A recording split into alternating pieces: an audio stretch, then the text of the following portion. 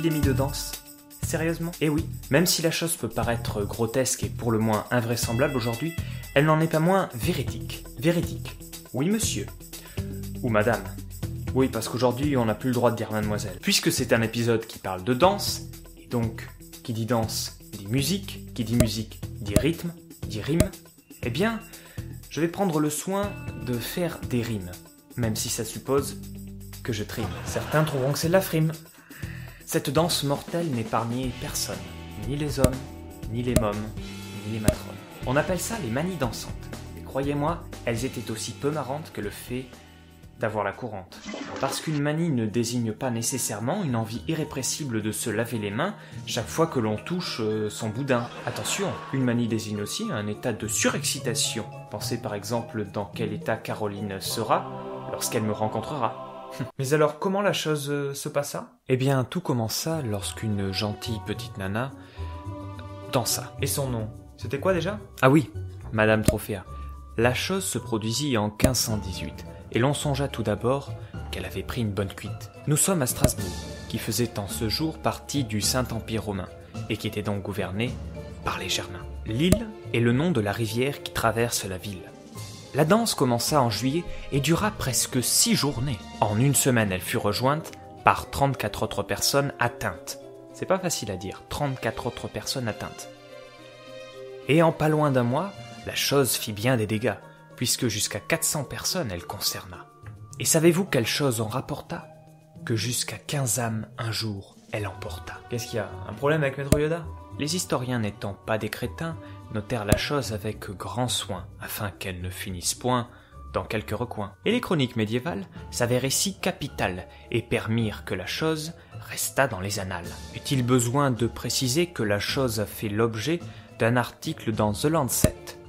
Et inutile de dire qu'il a été rédigé par une tête. Et la question se posait de savoir comment y remédier. Il faut pratiquer une saignée! Voilà ce que tous les médecins répétaient. Ils ont le sang trop chaud. Heureusement, les pouvoirs locaux n'allaient pas tomber dans le panneau.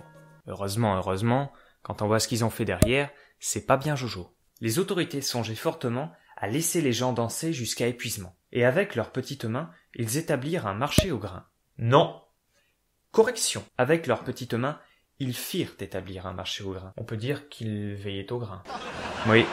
Mais cela fut fait en vain. Ainsi se dirent-ils que les gens pourraient danser jusqu'à épuisement. Ils embauchèrent également des musiciens, mais cela ne servit à rien. Et puisque la chose semblait si bien avérée, il fallait alors tenter de l'expliquer, sous peine de passer pour quelqu'un de mauvais.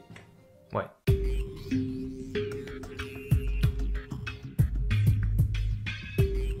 Et de toutes les explications, l'ergotisme est celle qui retiendra le plus notre attention.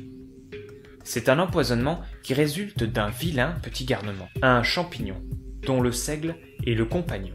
L'ergot de seigle est son petit surnom. À ce sujet, on a beaucoup écrit. Souvenez-vous par exemple de l'affaire du pain maudit. Sur une plante en herbe, pas besoin d'avoir des yeux d'aigle pour repérer l'ergot de seigle. Mais une fois la céréale écrasée, elle forme une poudre foncée. Distinguer l'ergot de seigle devient alors malaisé. Inutile ici de détailler tous les troubles qu'il peut provoquer, mais une chose est sûre, il faut s'en méfier. Et dans le souci d'être compris, mes rimes vont cesser ici. J'avais oublié de mentionner qu'en 1374, une pareille épidémie de manie dansante s'était produite dans plusieurs régions, notamment dans le nord-est de la France, dans les Pays-Bas et dans l'ouest de l'Allemagne. Ajoutons à ça celle que nous détaillons et qui s'est produite en 1518.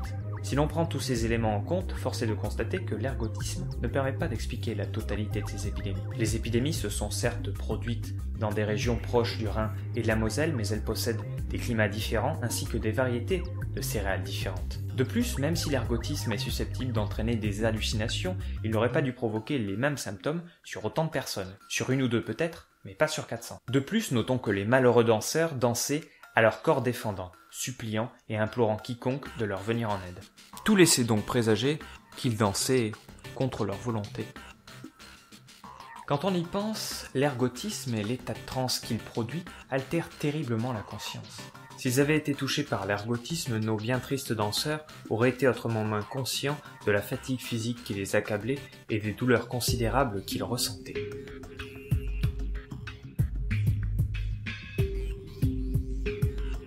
Avez-vous remarqué que les 2 régions que les danses funestes concernaient par une famine avaient été touchées? Non? Il est vrai qu'une détresse psychologique avancée peut faire entrer des individus dans un état de transe involontaire. Il semble en effet qu'en 1374, la région concernée avait eu à subir un des plus dévastateurs déluges du XIVe siècle, lequel avait ainsi créé les conditions propices à une famine des plus virulentes. En 1518, il semble également que les Alsaciens aient eu à subir des conditions de vie particulièrement difficiles, et ce même du point de vue des contemporains de cet événement. Parce que oui, de base, les conditions de vie à cette époque étaient rudes. On allait dans la forêt récupérer quelques branchés ça et là pour se chauffer, et à chaque bosquet, il y avait un ours pour guetter, n'attendant que de nous dévorer. Un de mes amis Barin-Loup se fit un jour mordre au cou. Il eut de la chance, un kyste s'étant formé la plaie ne s'était pas infecté, et sa vie put alors continuer. Et encore là, nous ne sommes pas loin d'août alors, aucune chance de croiser un mammouth. Avec un coup de candélabre, j'avais un jour réussi à éliminer un tigre à dents de sabre. Malgré cet exploit, je ne pus sauver mon frère mort de froid en allant chercher du bois. Une nuit, la fille de ma voisine se rendit au puits, empruntant son habituel circuit, et c'est alors qu'elle s'évanouit, et la pauvre mourut de froid transi. Sa mère, accablée par le chagrin, mit fin à son sombre destin, et ce dès le lendemain. C'est à peu près cette vision-là, caricaturale et misérabiliste, que beaucoup ont vis-à-vis du Moyen-Âge. Bon, revenons à nos moutons.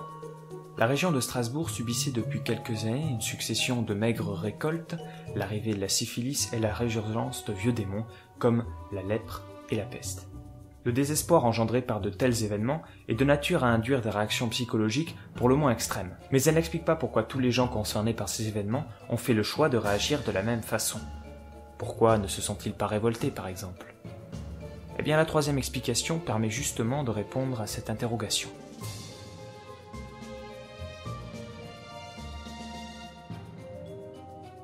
Les historiens ont remarqué que les régions concernées par ces manies dansantes partageaient pour point commun une foi en des esprits capables d'infliger des malédictions nous poussant à danser jusqu'à ce que mort s'ensuive. L'idée serait donc de dire que les famines et autres joyeusetés qui avaient touché ces régions avaient créé une détresse psychologique suffisamment intense pour pousser les gens à succomber à ce qu'ils pensaient être une malédiction, alors qu'il ne s'agissait ni plus ni moins que d'autoconviction. Pour dire la chose autrement, disons que si les gens avaient cru en des esprits capables d'infliger une malédiction nous poussant à faire le poirier indéfiniment, eh bien alors nous n'aurions pas eu une épidémie de gens qui dansent, mais une épidémie de gens qui font le poirier. Vous saisissez l'idée? Vous saisissez l'idée? Vous êtes sûr? Bon, c'est bien. Il est vrai que ces épidémies ont cessé une fois cette croyance tombée. Mais alors, selon vous, est-ce bien la croyance qui permet d'expliquer toutes ces transes? Comme vous l'avez sans nul doute constaté, j'ai beaucoup rimé au cours de cette vidéo, et je pense d'ailleurs réitérer ce procédé si d'aventure une histoire je dois raconter. Alors dites-moi au moins si cela vous a amusé. Pour déterminer si cette pratique est fondée, je vais vous sonder. Pour répondre, c'est de ce côté. Non, de ce côté. Ouais. Normalement, c'est de ce côté. Et n'oubliez pas de vous abonner non plus. À très bientôt, je l'espère, dans une prochaine vidéo.